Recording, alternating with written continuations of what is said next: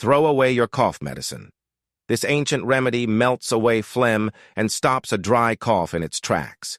The solution is a powerful tea made from broadleaf thyme and pure honey. This special type of oregano has natural antibacterial and expectorant properties that break up congestion. The pure honey soothes your throat, reducing irritation and pain. To make it, thoroughly wash 4 leaves of broadleaf thyme. Boil 1 cup of water in a pot, add the leaves, and let it simmer for 5 minutes. Strain the tea into a mug and stir in a tablespoon of pure honey.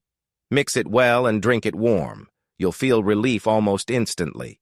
Your throat will feel smoother, the cough will quiet down, and the phlegm will begin to disappear. Say goodbye to those endless, sleepless nights of coughing. Know someone who needs this remedy? Share this video. Save this for later and follow for more natural health secrets.